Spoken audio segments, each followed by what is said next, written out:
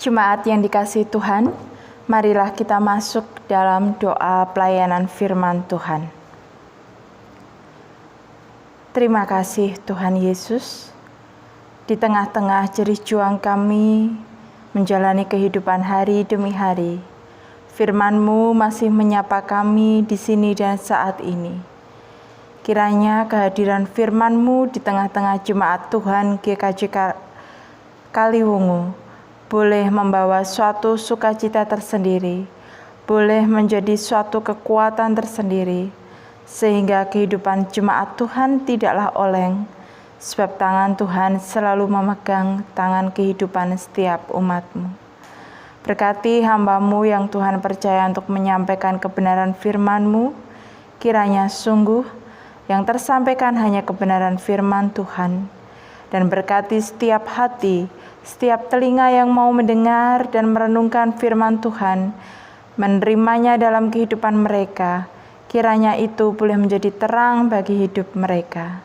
Di dalam nama Tuhan kami Yesus Kristus, hamba-Mu berdoa dan mengucap syukur. Amin. Pembacaan Injil pada pagi hari ini terambil dari Injil Matius 13, ayat 31 sampai 33, kemudian dilanjutkan ayat 44 sampai 52. Yesus membentangkan suatu perumpamaan lain lagi kepada mereka, katanya, "Hal kerajaan surga itu seumpama biji sesawi yang diambil dan ditaburkan orang di ladangnya. Memang biji itu yang paling kecil dari segala jenis benih, tetapi apabila sudah tumbuh, sesawi itu lebih besar daripada sayuran yang lain, bahkan menjadi pohon, sehingga burung-burung di udara datang bercarang pada cabang-cabangnya." Dan ia menceritakan perumpamaan ini juga kepada mereka. Hal kerajaan surga itu seumpama ragi yang diambil seorang perempuan dan diadukkan ke dalam tepung terigu 3 sukat sampai kamir seluruhnya. Hal kerajaan surga itu seumpama harta yang terpendam di ladang yang ditemukan orang lalu dipendamkannya lagi. Oleh sebab sukacitanya, pergilah ia menjual seluruh miliknya, lalu membeli ladang itu. Demikian pula hal kerajaan surga itu seumpama seorang pedagang yang mencari mutiara yang indah. Setelah ditemukannya mutiara yang sangat berharga, ia pun pergi menjual seluruh miliknya, lalu membeli mutiara itu. Demikian pula hal kerajaan surga itu seumpama pukat yang dilabuhkan di laut, lalu melumpulkan berbagai-bagai jenis ikan.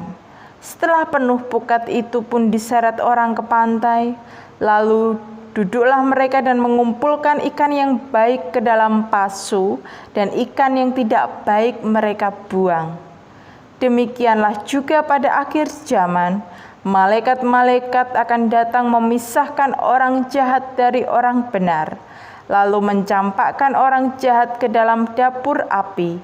Di sanalah akan terdapat ratapan dan kertakan gigi.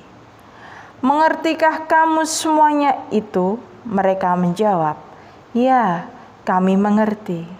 Maka berkatalah Yesus kepada mereka, "Karena itu setiap ahli Taurat yang menerima pelajaran dari hal kerajaan surga itu seumpama tuan rumah yang mengeluarkan harta yang baru dan yang lama dari perbendaharaannya." Demikianlah firman Tuhan. Yang berbahagia adalah kita yang tidak hanya mendengarkan firman Tuhan, tetapi menerimanya dan melakukannya dalam kehidupan sehari-hari. Haleluya. Jemaat yang dikasihi Tuhan, selamat pagi, salam sejahtera untuk kita dimanapun kita berada. Saya senantiasa berdoa kiranya Jemaat GKJ Kaliwungu diberi kesehatan yang dari Tuhan. Jemaat Tuhan, pada pagi hari ini peribadatan minggu kita dan juga pelayanan firman menggunakan tema hidup menurut visi kerajaan Allah.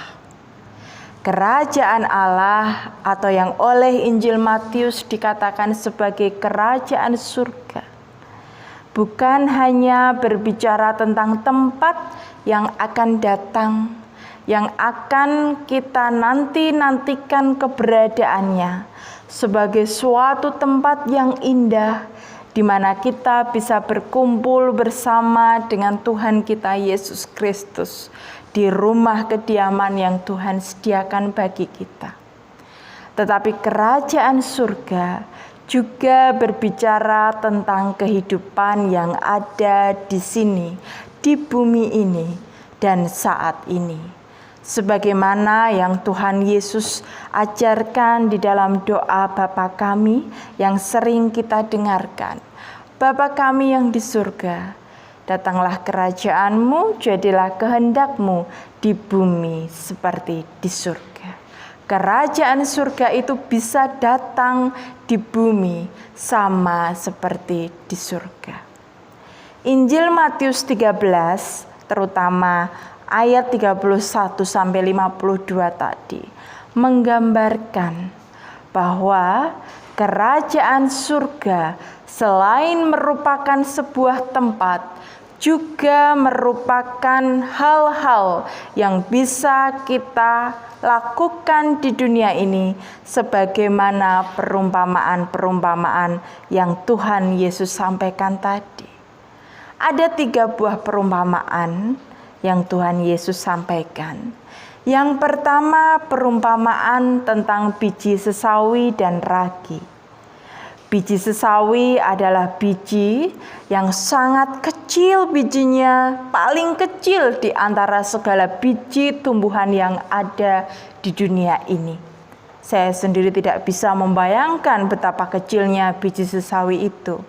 Tetapi ternyata meskipun biji sesawi ini adalah suatu hal yang sangat kecil, ketika dia bertumbuh menjadi sebuah pohon, dia menjadi pohon yang besar, sangat besar. Tidak hanya itu, dia juga memiliki manfaat yang besar bagi makhluk-makhluk hidup di sekitarnya.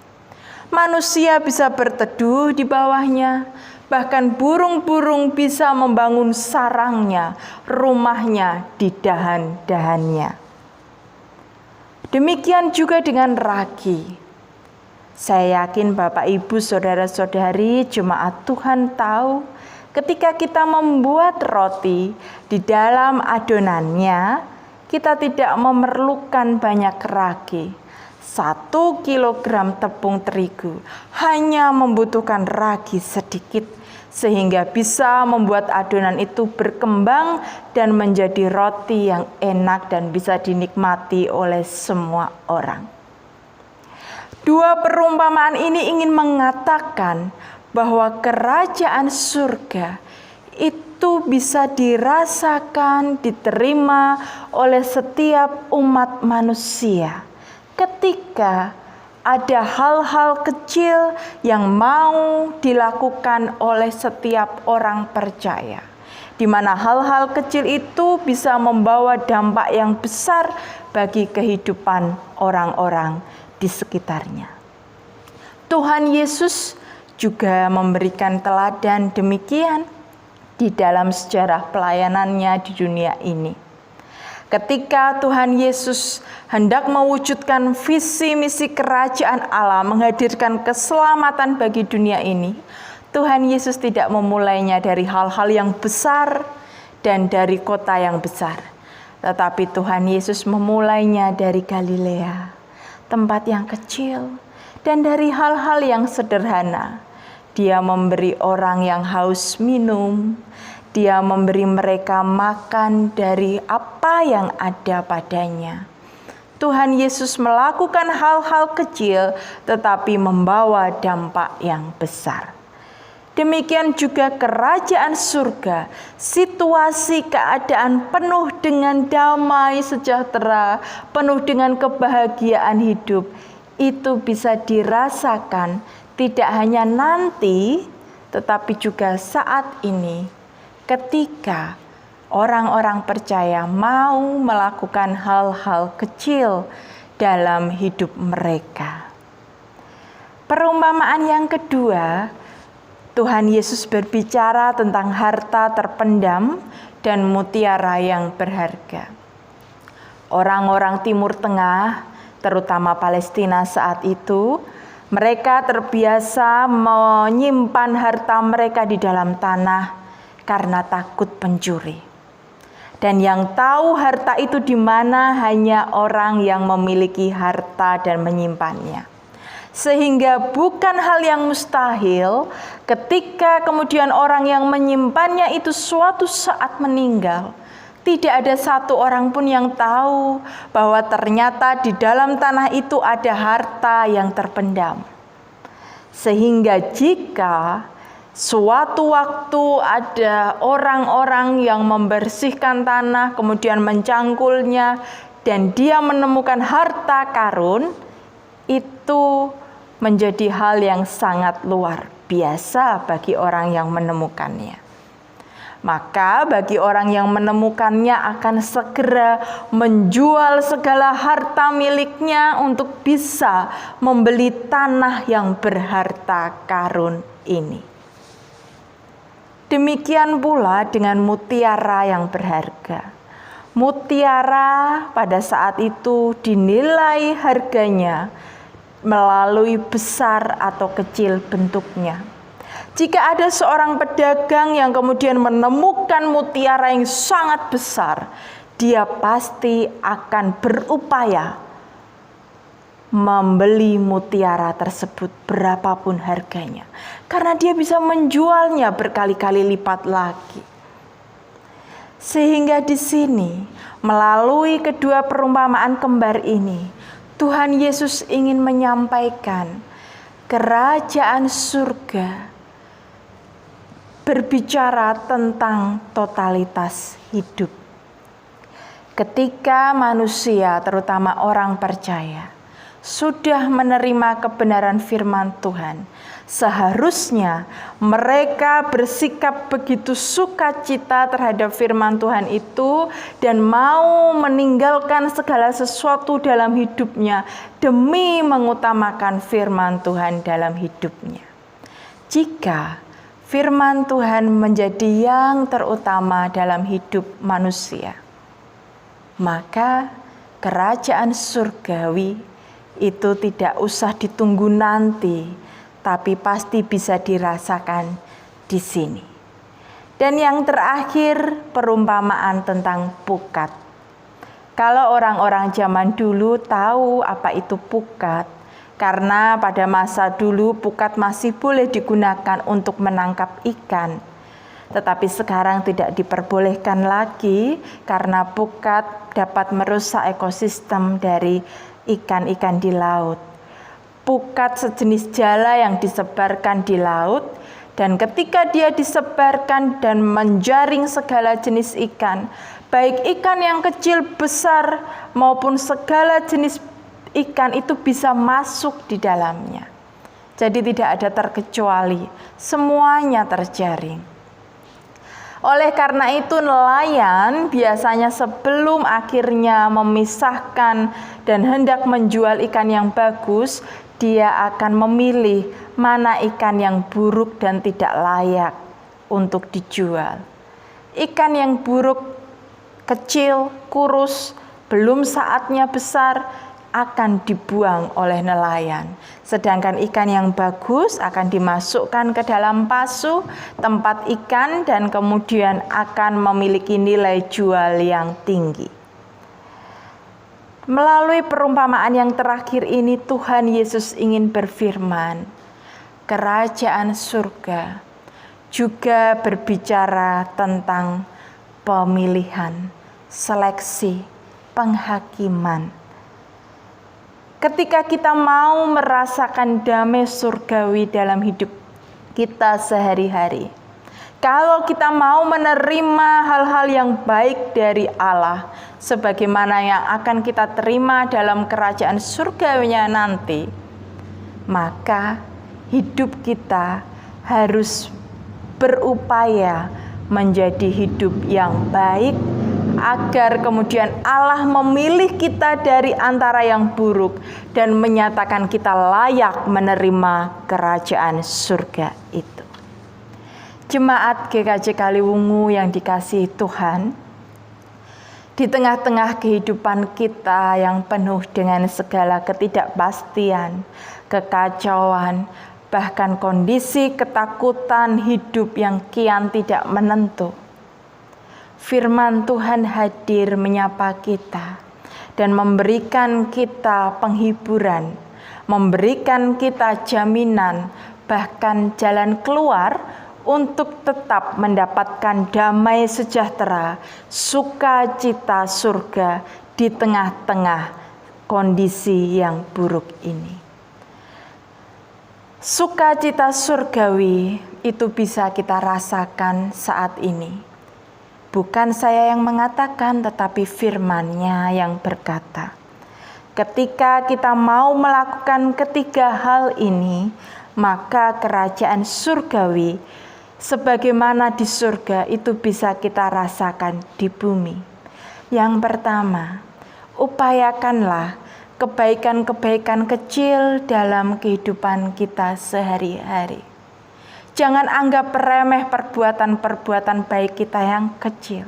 Siapa tahu bahwa di kemudian hari apa yang kita lakukan itu bisa membawa dampak yang besar. Coba saja sebagai contohnya, seandainya seorang suami ketika dia pulang ke rumah, kemudian di rumah sudah disiapkan teh hanya secangkir saja oleh istrinya, pasti rumah itu akan menjadi surga seketika itu juga bagi suaminya. Demikian pula meskipun suami dalam kondisi tubuh yang lelah, tetapi dia mau membantu istrinya mencuci peralatan dapur, peralatan makan yang ada di dapur, pasti seketika itu juga waktu itu berubah menjadi waktu surgawi bagi sang istri. Atau coba saja anak-anak yang berada jauh dari orang tuanya, menelpon orang tua barang 1-2 menit saja, menanyakan kabar, pasti orang tua mereka akan bisa merasakan damai surgawi. Jadi dengan kata lain, sukacita surga kerajaan Allah itu tidak hanya besok bisa kita rasakan, tetapi bisa kita rasakan saat ini kalau kita mau mengupayakan hal-hal kecil dalam hidup kita, kebaikan-kebaikan kecil dalam hidup kita.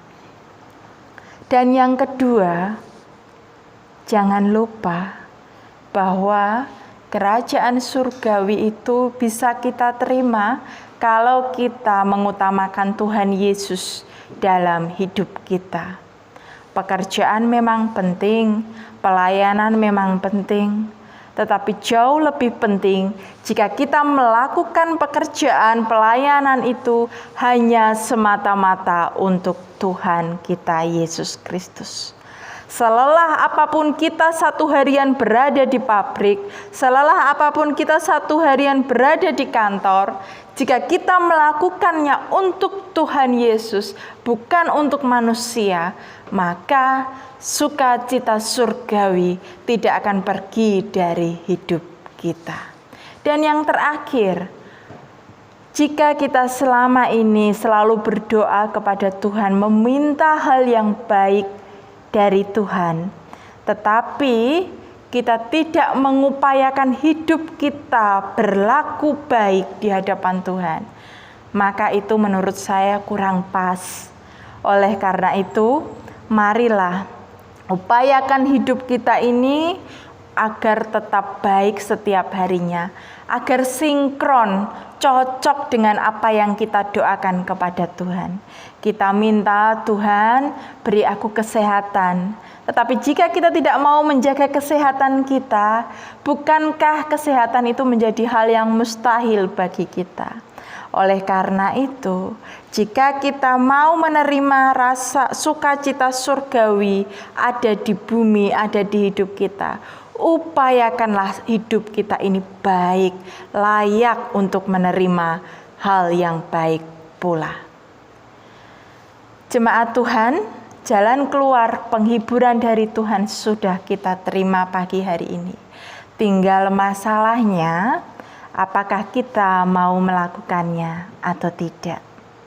Kiranya firman Tuhan beserta dengan pertolongan Roh Kudus selalu menguatkan dan memampukan kita.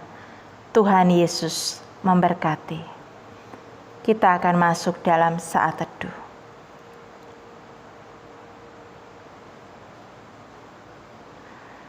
Saat teduh cukup. Jemaat GKJ Kaliwungu, marilah kita menghantarkan doa, permohonan, dan syafaat kita di dalam Tuhan yang akan saya pimpin. Dan nanti jemaat Tuhan di rumah bisa bersama-sama mengakhirinya dengan bersama-sama dengan saya menaikkan doa Bapa kami. Kita akan berdoa. Segala ucapan syukur Bapa, kami naikkan kehadirat Tuhan yang baik, yang senantiasa memberikan kami kekuatan dalam hidup kami, bahkan di tengah-tengah keterpurukan kami menghadapi hidup yang serba tidak menentu ini.